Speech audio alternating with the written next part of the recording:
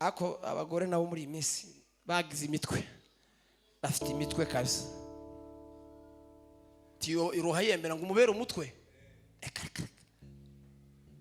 nawe abafite andi mayide nka 80% ndetse akazashaka nko gukubita yawe.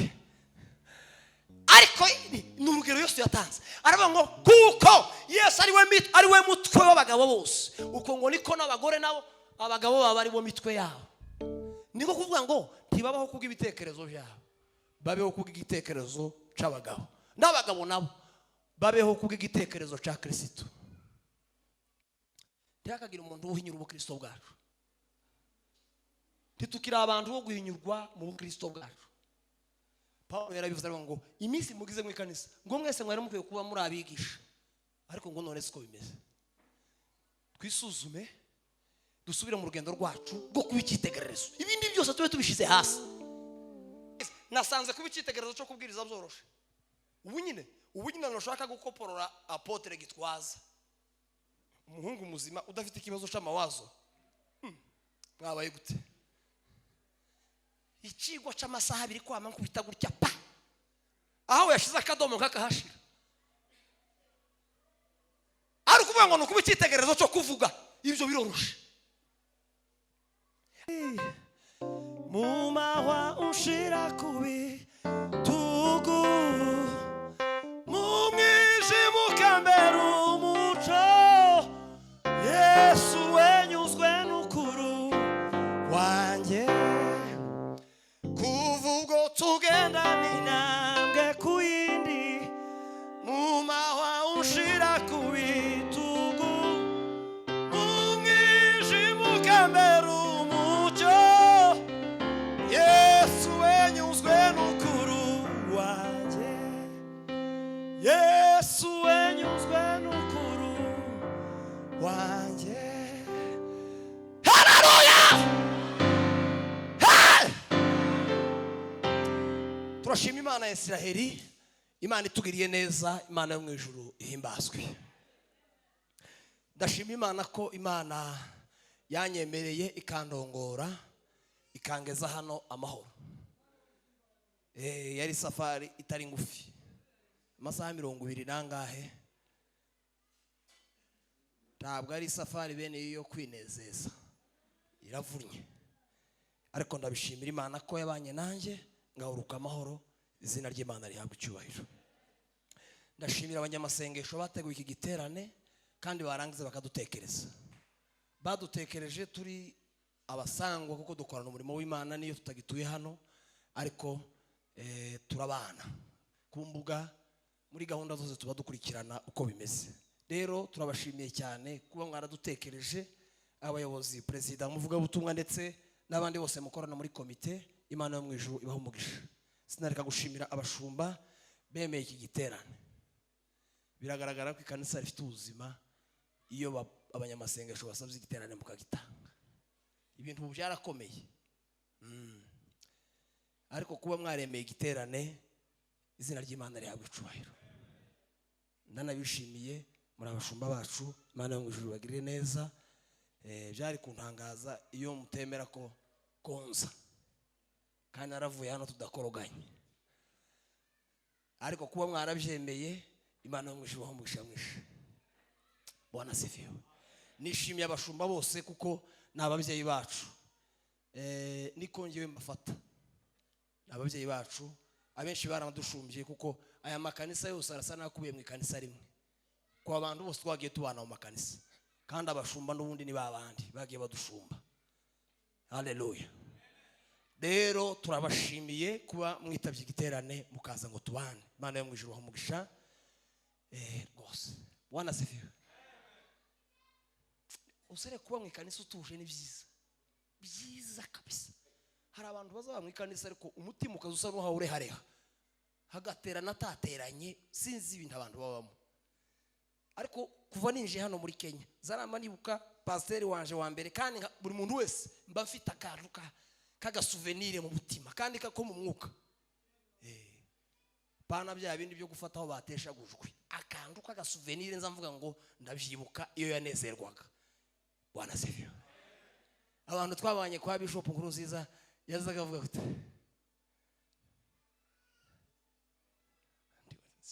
simba kopeza muze kunyegera. Bwana asifiwe. Zanibuka muzehe hano iyo twabaga twageze nko kwigaburo. Iyo souvenir ntizivamo kabisa. Yazaga atanga igaburo ukumva ryashitse. Ukumva nyine hari ukuntu riza rigenda ukumva ryabaye nkagaturika. Sinzi kumva. Ariko yazaga ritanga kabisa ukavuga ngo umuntu ugiye kuri nywa nyine nawe araba ari umugabo ararikwa. Ndabishimiye rwose. Barevera hano umutima nawe nza nibuka umunsi yinjira muri Kenya yadusanze muri Kesha. Yasaze ako bari mu mavuta reve. Ubu pasteur ga nabwo ni bwiza ariko buza butuma ibintu bimwe bigabanuka. Zanibuka network yazanye nawe iyo souvenir yo muri yo Kesha ndayigira. Mana mwijuru bahumugisha mbivuze gutyo ariko noge ndondogora. Bwana asifiwe. Revera hariya Maruba iyo yatwigishaga hejuru y'ikizu. Muzamujibuka n'amavuta menshi. Imana yo mwijuru bahumugisha. Kenya ni nziza usarire. Twahigiye ibintu bikomeye. Imana ibagirire neza. Imana yo mwijuru bahumugisha rero ngiye kwinjira mu ijambo ry'Imana. Rindondogoye umwanya wo gushima kandi birumvikana. Nishimiye Revera Rugabire. Imana yo mwijuru bahumugisha. Yarambwiye ngo tugomba kubonana zashaka kanya gatoya. Imana yo mwijuru bahumugisha. Shuti yanjye Imana yo mwijuru ikugirire neza. Ndaganira umwanya mutoya kubera ko turi babiri n'undi ataraza ariko ari inyuma. Bwana asifiwe. Iba nkukora kuri keyboard gatoya. Turashanirana umwanya wanjye ndawukoresha neza bampaye.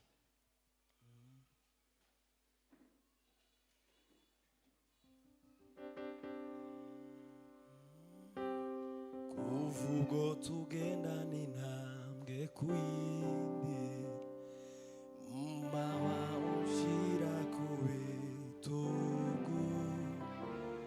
mumwijima mberu muca Yesu enyuzwe n'ukuru wanjye kuvugo tugenda n'intambwe kuyindi mawa unshira kubitugu umwijima mberu uca Yesu enyuzwe n'ukuru wanjye. Abafilipi ibice 3 umurongo wa 17 niyo tembeye turimo tuganiraho muri iki giterane. Aravuze ngo bene data mugere ikirenge mu cyanjye muhuje umutima kandi mwite kubakurikiza ingeso zacu izo mudufiteho icyitegererezo. Amen. Bwana asifiwe. Teme mu ncamake iravuga ngo nukuba icyitegererezo cy'abizera. Bwana asifiwe. Ejo twariganiriyeho uko Imana yadushoboje n'uyu munsi turavugaho gatoya n'ejo tuzavugeho gatoya kuko n'ubundi by'Imana ni ibice. Umuntu ngo agenda amenya hagace kandi akavuga gace. Bwana asifiwe. Turiganira ejo ndabinyuramo nihuta kugira ngo ngere ku magambo ndibuvugeho umwanya mutoya. Twaganiriye yuko iri jambo ryo kuba icyitegererezo ni jambo rigoye. Bwana asifiwe. Kera iyo umuntu bavuze ngo uzokore abandi bose bazokureberaho baba bagushize mu kizami. Bwana asifiwe. Abantu bahe basohoka babe nk'abapunguzaho. Iyo bakubwiye ngo uri icyitegererezo uba ugomba kwirinda ku bwawe ndetse ukirinda no ku bw'aba abandi bose ubereye icyitegererezo. Bwana asifiwe.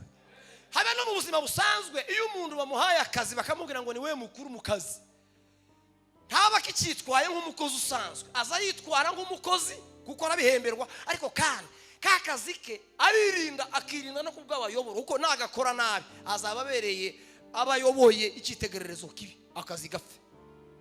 Nuko ngo nimba rukubahiriza amasaha niyo ugomba kuyubahiriza, nimba ari discipline y'akazi niyo ugomba kuyigira wa mbere kugira ngo nabandi baze bakurikiye. Bwana sifiwe. Tuvuga ko bigoye rero kuvuga ngo kora abantu bose niwe bahaye bareba. Bwana sifiwe cyane. Amen. Twavuze ko iyo bavuze ngo umuntu ni icyitegererezo baba bavuze ngo ni we mwarimu. Ibintu byose uhaye ukora n'amasomo uhaye utanga. Imibereho yawe ni amasomo wabishaka utabishaka. Kandi uko niko bimeze. Abantu bazaba abantu bakamuvuga ngo uriya mugabo ni imfura, uriya mugore ni imfura kasi. Kandi ntazagenda akayivuga. Usibye umugore umwe numvise hano hafi ngo yigeze kubwira abana ngo se ngo bazabumva ngo bamuvuga gute. Ati haruko mukecu ntako. Ngo nyabona muze mugenda muvuga neza. Hako yagize neza. Umuntu atizeye umutekano agomba kwiyaranja nyine ariko. Bwana sifiwe. Umuntu wizera akobirana igitangaza yaravuze ngo ukabicitegerezo cy'abizera. Buriya biba byarenze kuvuga ngo ubicitegerezo cy'abatizera. Kera ni iyo nindi ntera baba bagushyizemo. Kugeza uyu munsi hari abantu agakiza n'abapagani bakagashidikanya. Ureka bizera. Ureke twe tubana mu bitaramo tuzi ko umuntu ari umudiyakoni, ari umupasiteri, ari umuvuga butumwa. Hanze wababwira ngo uriya muntu harakijijwe. Hari umuhungu waza guca hano hafi muri quartier agiye gucuruza protector. Kurya umuntu avugana n'umukiriya aramubwira ngo ni umusiribateri. Zuru umusiribateri akazamugurisha hazi ko ari umusiribateri. Umunsi umwe arahanyura kuko hari hano muri quartier. Ngo hanyure aravuga turiya n'umukiriya wacu. Bari babonye nyine bahagararanye kuko yari kumwe n'abaturanyi. Ati lakini ni mkubwa hajaoa. Kandi afite abana batatu. Bwana sifiwe. Ubwo surumva uwo muntu uvuga ngo abicitegerezo cy'abizera n'abatizera kera bahaye bamuhinyura. Bwana sifiwe. Niyo mpamvu izina ry'Imana ritukwa. Nuko tutamenye ko turi uzitegererezo. Umuntu akamenya ngo nimba. Bwana sifiwe. Nimba mvuye kayore nkabangiye gidurayi. Ndagiye ariko ntabwo nasize umutima wo kubicitegererezo. Sinashize umutima w'ubukristo. Hako hari abantu baza birenza impinga gakora ibitangaza. Hari abantu baza babahanuzi basohotse mu muhana. Abari abahanuzi nabo bawusohoka bakogogoza isi bakavuga atanu havuye ikirara, havuye ibandi. Mwaza mugerageza guhuza ayo makuru. Kwatse ibintu biza bihura gute? Ariko niyo mpamvu abantu navuze ngo mwagize neza gutekereza iyi teme yo kubicitegererezo. Kuko nimba hari teme ijuru ryoshigikira rigashiraho kasha. Nukubwira abantu ngo nimuve mu magambo muje mu bikorwa. Babarebe mukora bareke kwita ku magambo yanyu. Bwana sifiwe. Kuko ubutumwa bwiza ntabwo ari amagambo. Ubutumwa bwiza ni imbaraga. Ubutumwa bwiza ni imbaraga. Nimba ari umukecuru utuye muri prote bakaza bavuga ngo tubana n'umukecuru muno bituzi sintuzo tumenye umutima we. Kandi atazavuga amagambo menshi n'igiswahili ntakizi. Ariko kubera ko atwaye umutima wo kubicitegererezo n'ababanye nawe bazabumva ari byiza kubana nawe.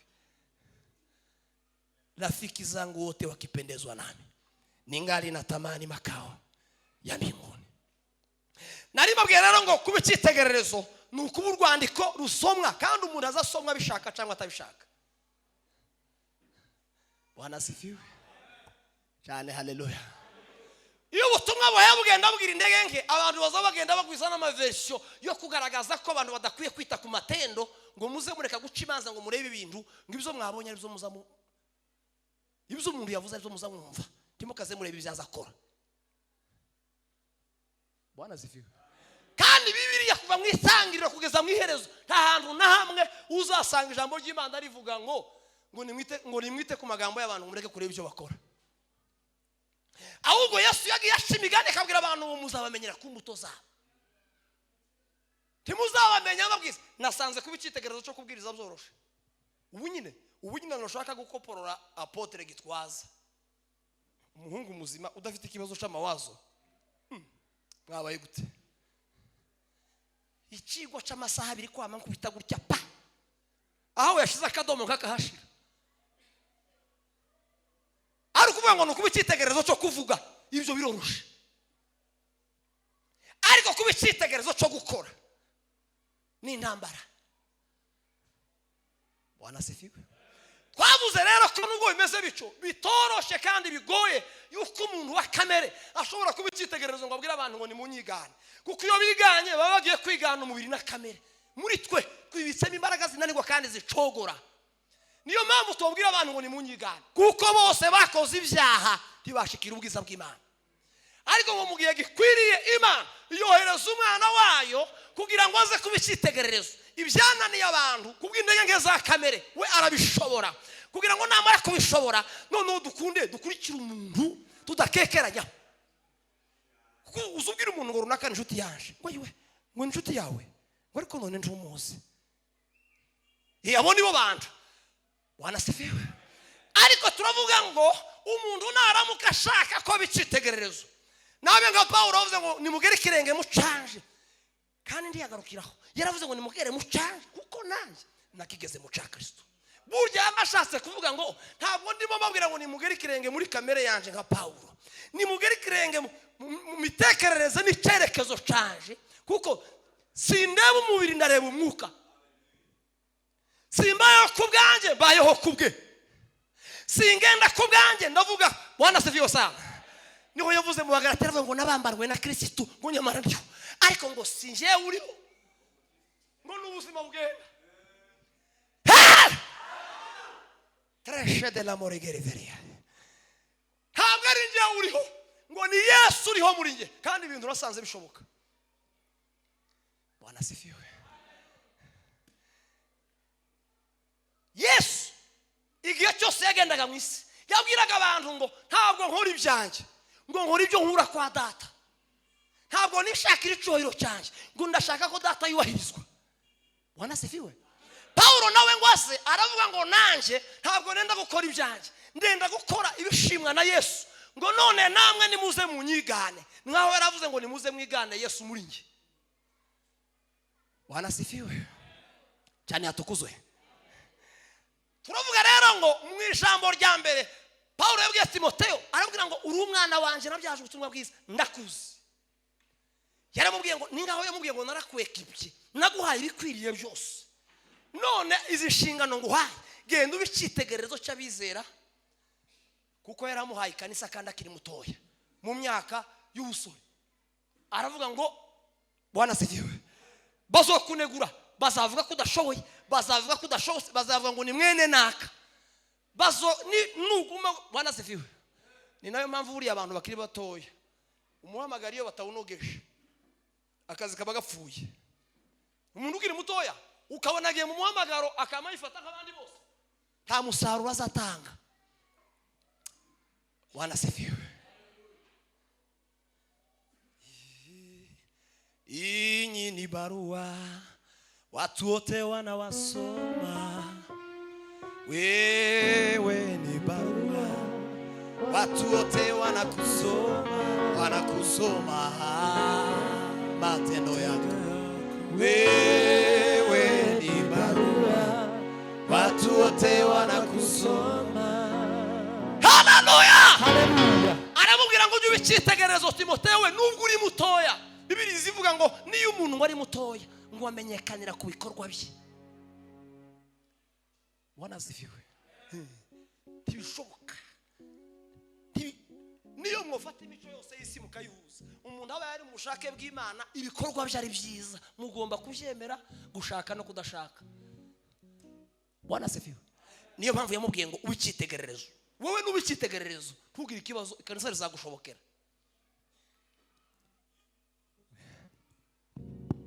Bwana asifiwe.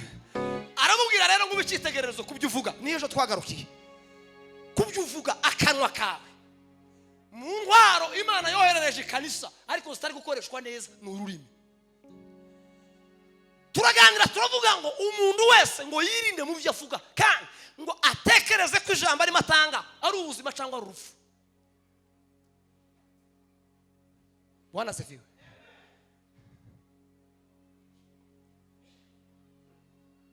Abanyamurenge baravuze ngo ugutanza aragutuka, kurya bari bazi icyo bavuze.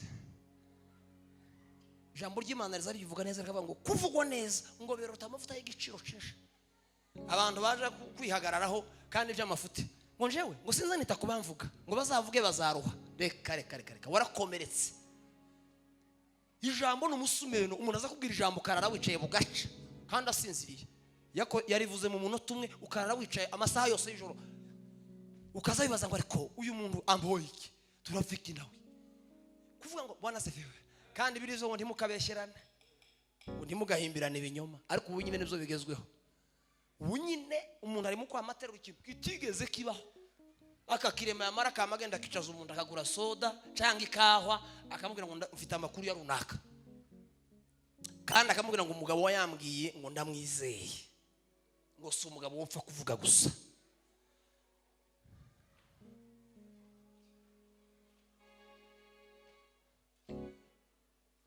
Bene data nimba twitwa bizera ariko ururimi rwacu rukaba rukugenda rwisha rufite amakuru bene ayo ngayo y'impimbano atarigeze kubaho. Dufite urubanza ku Mana ariko tubicitegerezo magambo yacu. Birizo ngo ntiyakagira ijambo ry'amanjwa ngo riva mu kanwa kanyu ahubwo uko mubonye umwanya ngo muvuge ijambo ryiza ngo rizahesha abantu bose baryumvisha umugisha. Bwana sifiwe. Kurya imvugo nziza ni igitangaza. Imvugo nziza Bibiri zivuga ngo ihosha uburakari. Habe niyo umuntu yazamutse yapanze ukamuratiwe sorry ijambo rigufi gucyo rimubwiye ati ngaho gambabarira. Uzusa n'umuntu umumenyemo ingunguru y'amazi kandi yaza atogota. Niyo ari umuntu ufite umutima ukomeye mushobora gutandukana atakubabariye ariko azagenda haye yumva yacitse intege kuko ubusa n'uwo kubitiye mu mavi. Ijambo ryiza rihosha uburakari. Kandi ngo abantu bavuga ngo basubizanya ngo babaye bakongezwa na Gehinomu. Ukabona ubwiye umuntu ntiyumvize icyo umubwiye nawe akagusubiza nushaka kuzamukuramo akarenge kuko Gehinomu ibibonye akazi azatogota ukavuga ati iri ni rya jambo rigufi twari tuvuganye ko bibaye ibindi niko bimeze. Ariko iyo wibutse ukavuga ati ngaho gasori amajambo abashize. Nimureke tumenye gutumira ururimi rwacu neza. Abandi bantu bita bizera ariko ibyiringiro byarashize. Ntibagitekereza ko Imana yobagirira neza. Ntibagitekereza ko Imana izabibuka. Ntibagitekereza ko Imana hari ikizakura mu buzima. Kandi bafite ibimenyetso birenga kimwe birenga bibiri birenga bitatu by'Imana yakoze. Turabizera bagana he nimba twarashize ibyiringiro. Umuntu ari mu kuryama akabura ibitotsi yavugana nundi akamubwira ko ibintu byacitse. Kandi yamara agapfukama ngo azasenga Imana. Wanasifiwe. Ariko tubicitegererezo mu magambo yacu kugira ngo abizera ni mumvi zo tuvuga bavuye ngo runaka yavuze ijambo numva umutima wanje uraruhutse. Ubu mubona hari abakristo baza bahura n'abandi bakabaruhura ariko abandi bahura nabo bakabarushya bakamurusha rwose akamwongerera umutwaro hejuru y'uwo yari afite. Mane tubabarire. Ndavuga ndi magambo abiri nirangiza nicare. Jenda kotinga aya magambo Paulo yavuze muri Timoteyo ibice 12.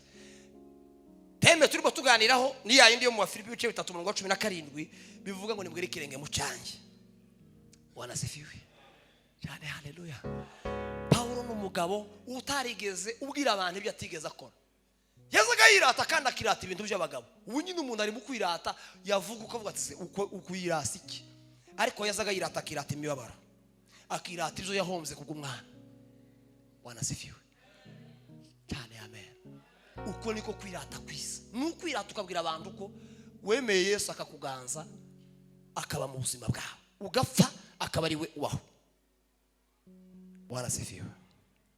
Yaravuze ku bice 3:7 aravuga ngo nyamara ibyarinda mu yanjye ngo nabitekereje ko ari igihombo ariko ngo abitekereza ko ari igihombo kuko ubutunzi ngo butagira akagero. Bwana sifiwe.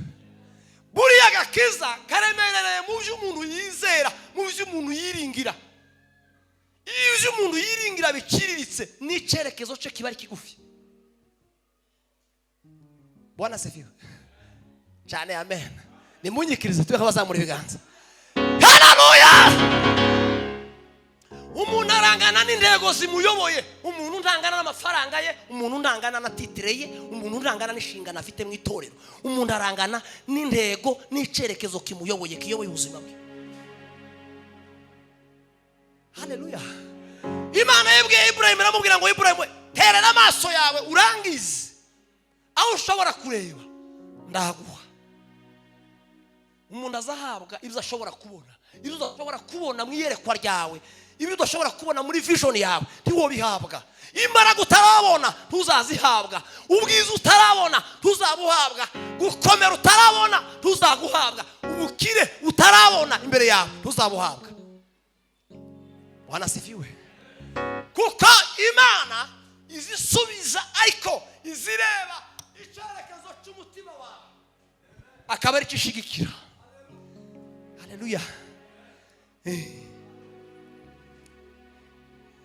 Nyamara byari ndamu yanjye nabitekereje ko ari igihombo kubw'ubutunzi. Icyabimuteye ni ubutunzi butagira akagero ngo yabonye muri Yesu. Ijambo rero rya kabiri ndi buvuge ni ukuba icyitegererezo mu kwizera. Bwana sifiwe. Kwacu kwashimangiwe nuko Yesu ataheze mugi turo, kwizera kwacu kwashimangiwe nuko Yesu ataheze mugi turo, bya bindi byose byari bibi byahindutse byiza kubera Yesu. Haleluya. Umwanditsi w'Abaheburayo yavuze ijambo rikomeye, araba ngo kwizera ngo ni ukumenya rwose ibyiringirwa ngo udashidikanya ko bitazaba, kandi ngo niko kuduhamiriza ko ibyo tutareba ari amagambo y'ukuri. Bwana sifiwe.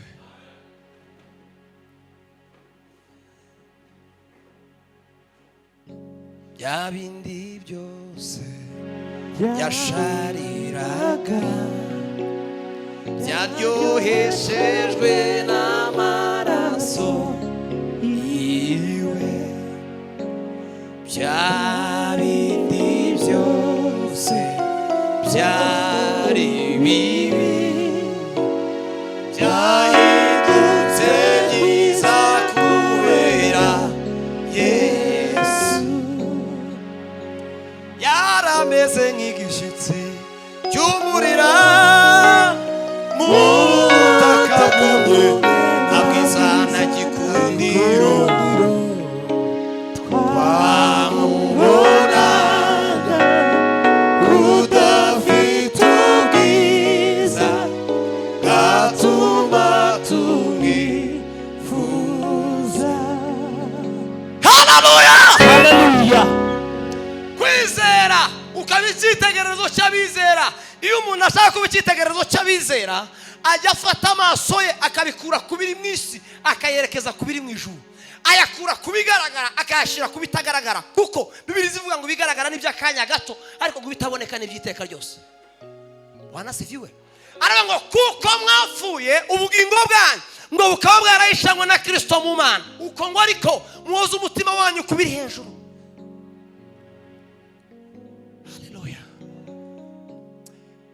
Yohana aranditse aravuga ngo iyi si irashirana no kwifuza kwayo, kandi ngo abantu babikunze ni itangazo, ni mu bimenye. Iyi si irashirana no kwifuza kwayo. Tuzahaga ntuzanyurwa, tuzahaga ntuzanyurwa. Umutima unyuzwe ni umutima urimo kwizera Yesu gusa. Amafaranga uziyatunga wamara gutunga menshi ugasanga haracari icobo gikeneye ayandi menshi. Icyubahiro ukigira ariko ntunyurwe ukumva wo mukigira imbere. Bwana sifiwe. Imana iziguha abana ukumva ntunyuzwe ukumva urashaka abana. Bwana sifiwe. Niko bimeze, ibyifuzo bigenda byikuba buri munsi. Tuzonyurwa keretse gusa amaso yawe niyo akura ku biri mu isi ukabona ibiri mu ijuru. Bwana sifiwe. kandi ikintu nkundira Imana buriya uvanye amaso ku isi ukayunamura ukabwira Yesu ngo ni we ntumbiriye, habe n'ibiri mu isi bizabyikora kandi utavunitse. Bwana sifiwe. Uzi ubwoba bw'ubuzima abantu dufite nuko duhaya dutekereza ejo, twarangiza tukabura icerekezo, tukabura ishusho yaho. Ibyo bigatuma uyu munsi umuntu aradasinziriye, kandi akaradasinziriye ku bw'ejo, kandi adashobora kugerayo. Ariko bizera Imana bahora bareba kuri Yesu, bahora bareba ibiri mu ijuru, imitima yabo zibabwira ngo arabishoboye, kandi niwe umenya byose n'ibitarabaho. Afite imigambi myiza ku buzima bwawe. Bwana sifiwe cyane, atukuzwe cyane. Haleluya. Yaranditse ku murongo wa 6 aravuga ngo ntibishoboka yuko umuntu utizera Imana ngo ayinezeza. Mushumba Imana imuhumugisha yegere cyane. Sura amasafari yabaye menshi sinzi uko tubigenza, kandi gabaporo biragoye iyo umuntu anyuzeho kera attention abayitwaye.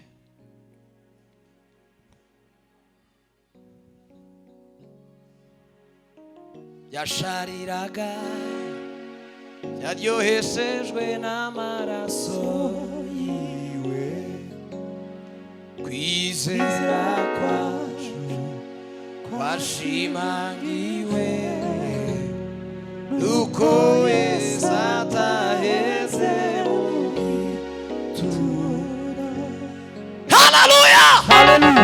Iminsi ya Yesu yagendeye mu isi yahoraga ashaka gusenya imihango n'imigenzo y'abafarisayo n'abanditsi n'abakuru bari barashizeho ibintu by'inyuma, ariko ashaka ngo bave mu by'inyuma baje mu by'imbere. Niwe babwiraga ngo maranira gushimwa n'abantu ariko mubizi neza mu mitima yanyu. Arababwira ngo muzi koza ibikombe inyuma ariko imbere ngo ari umwana, ngo mumeze nk'imva zisize inyuma ariko imbere ngo ari amagufwa anuka.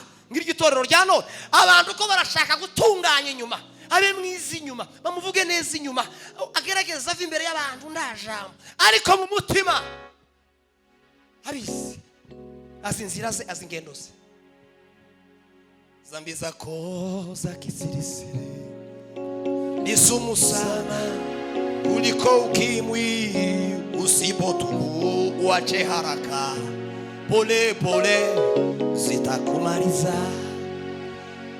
Usipotubu uache haraka, pole pole zitakumaliza. Kisimama kwa Yesu kwa miguu miwili, takanyaga shida na matatizo. Alitembea Yesu juu ya bahari, nami nitashinda kama alivyoshinda. Yo yo yo yo. Bwana sifiwe. Torero rya Kristo ntitukameranira gushimwa n'abantu. Abantu bavuga gushima uyu munsi, ejo awerekerayo bakagukwena, bagakoma amashi, ejo bakaguhanura, bakakuvuga neza wirekerayo ati ni igice ndakigenda. Abantu uzumanira gushimwa n'Imana, kuko ushimwa n'Imana bashimwa n'abantu, ariko si abashimwa n'abantu bose bashimwa n'Imana. Bwana sifiwe. Tukameranire kunezeza abantu, ntibazabapfa kunezerwa. Ariko nuvuga ngo Imana ndashaka kunezeza Imana, nta muntu uzoguhagarara imbere. Bibiliya ivuga muri Petero ngo nimugire ishaka ryo gukora ibyiza, gusa ntuzabarwanya. Bwana sifiwe cyane. Bwana sifiwe. Niyo mpamvu usanga dufite amazina abiri, umuntu agira izina bamuziho ariko agira n'irindi yiziho, akavuga ati sasa nzogumana yaranje nyine mbona ukomba mu bantu nta kundi, ariko ndiyizi. Uriyizi nyine. Hari ukunda abantu bazamabigira nk'abantu b'abanyakuri cyane, ngo nzogenda mwicaze ngo mubwire ibye byose. Kurambwira ibintu nzi, umutima wanje uhora ubimbwira, uzubindazaho ukabimbyukirizaho, nta kintu cyo kuvuga gishasha, uje kwiteranya naje gusa.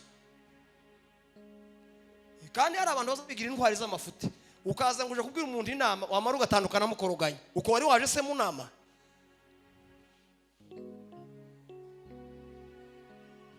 Ngo sasa ngo ejo bundi ngo bakuvuzeho ijambo, kandi nama mbona nyine ko ari ryo. Iryo jambo kera wamye ubona ko ari ryo, ugatega ukaza kumwe, uko ndukeneye ko dukorokana, ukeneye ko ndakubona neza. Bibiliya ivuga ngo niba mugiye no kuvuga ijambo bene ry'Imana ngo murivuge muri mu rukundo, kandi ngo rifite ubwenge. Bwana sifiwe. ngo basigaye bagukeka. Ukamubwira umuntu basigaye bamukeka muba mukoroganye nubwo warazumvise. Ubwo n'ubwenge buke. Wohura n'abahungu biwe bagukubita bakagukura amenyo. Wabuze ubwenge. Bwana sivyo. Itorero ry'Imana turimo turakura mu bindi bintu byose, ariko urugendo rwo mu mutima ko ruragenda runyoha buri munsi kuko ahantu hari urugendo rw'umutima imbaraga z'Imana ntabwo ari amakuru abantu bazababaza. Abantu bagataha bahembutse, abantu bakavugana amakuru yurutse imitima. Bwana sifiwe. Tubicitegererezo mu kwizera kwacu. Kwizera ndi kuba inyuma, kwizera kuba imbere. Bibiliya ivuga ngo umuntu azayizeza umutima bikabona kugaragara inyuma. Umutima niyo ubanza kuba convinced, yarangiza akanwa kakabihamya. Ariko dufite agakiza bene akako kumunwa. Abantu nahangaha. Ariko mwenendo safi wa moyo, umutima ukuri, umutima ukunda Imana, ubaha Imana, abantu barawutakaje. Dusigaranye bene ibintu byo kwifurana ngo turebe uko tubana n'abandi nyine mu idini. Bwana sifiwe. Tibaza badegradaga mu makanisa. Usibye umugabo umwe numvishe ngo yaraburubuye ejo bundi.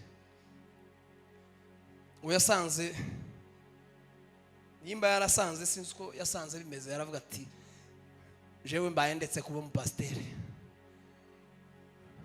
Subiye kuba umurayike. Bwana sifiwe. Abantu bakarwana n'ibintu inyuma kandi Yesu naza ntabwo azareba inyuma, azareba urugendo rw'umutima wawe.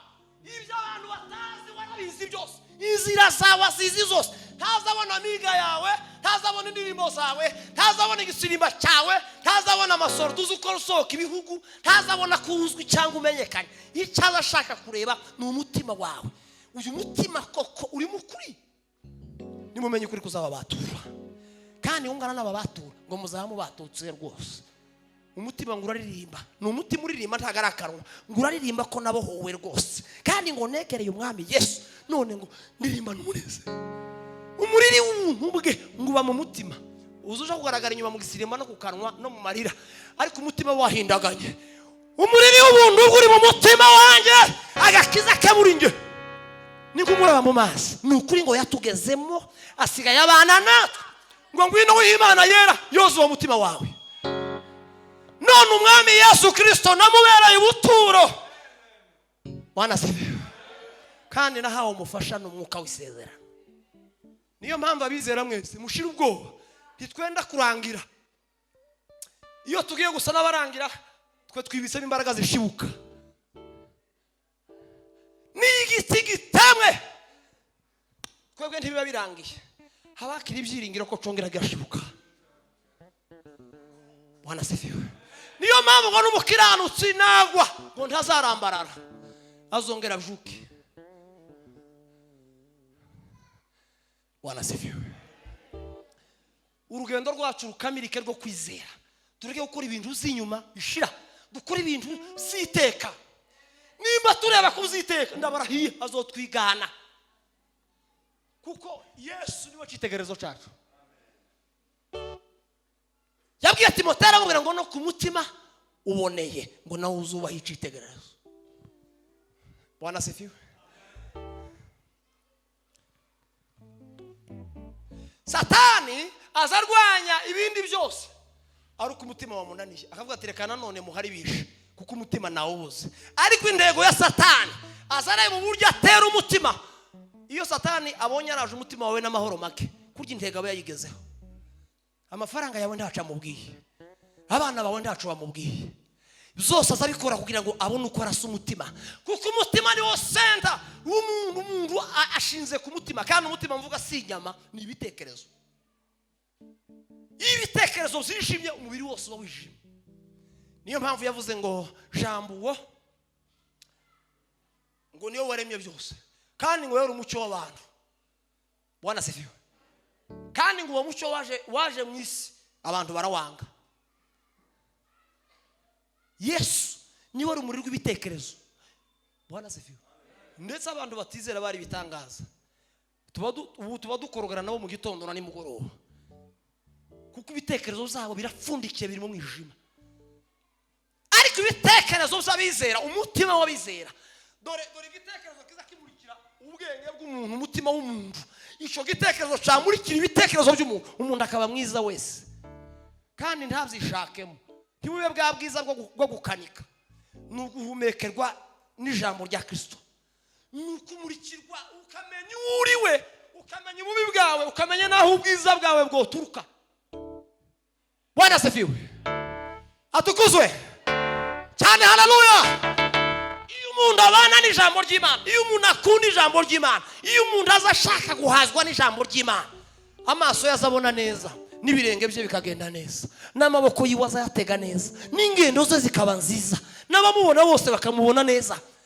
Niryo rya jambo Yesu yakuze ashimwa n'Imana n'abantu.